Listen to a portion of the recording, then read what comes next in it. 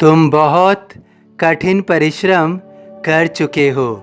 बार बार कोशिश करके भी तुम थक चुके हो।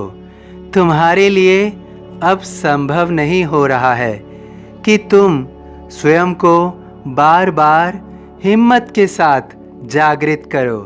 तुम अपने कार्य में सफल नहीं हो रहे हो।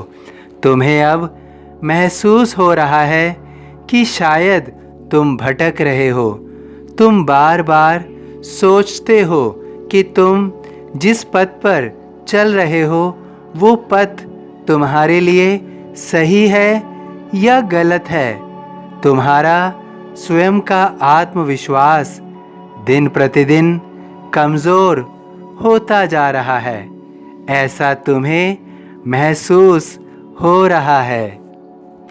परिणाम स्वरूप अब तुम्हारा आगे बढ़ना, आगे चलना तुम्हें निरर्थक लग रहा है।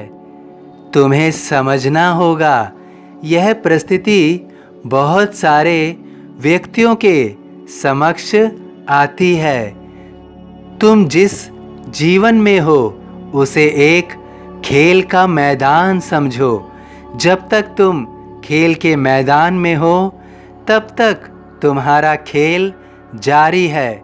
इस खेल के मैदान में तुम खड़े भी हो सकते हो, अर्थात ठहर सकते हो, रुक सकते हो, या फिर तुम धीरे धीरे खेलकर स्वयं के खेल को बेहतर भी कर सकते हो। इसी खेल के मैदान में और भी खिलाड़ी हैं। उनका निरीक्षण तुम कर सकते हो, वो कैसा खेल रहे हैं। इस खेल के मैदान में तुम अकेले नहीं हो। हार मानने वाले भी तुम अकेले नहीं हो। लेकिन असली हार तुम्हारी तब होगी जब तुम खेल के मैदान से बाहर बिना खेल पूरा किए हुए जाओगे। कोई भी जब खेल के मैदान में आता है तो वह खिलाड़ी बनकर नहीं आता है, बल्कि खेल के मैदान में आने के बाद वह खिलाड़ी बनता है।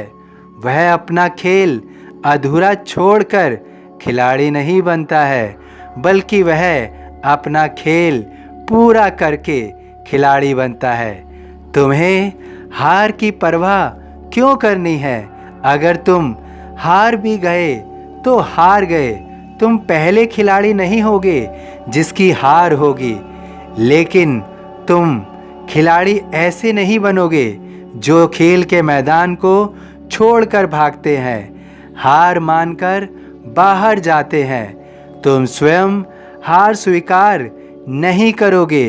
बेशक यह प्रकृति तुम्हें हार देना चाहती हो, तुम्हें यह सोच रखनी है, यह जज्बा रखना है।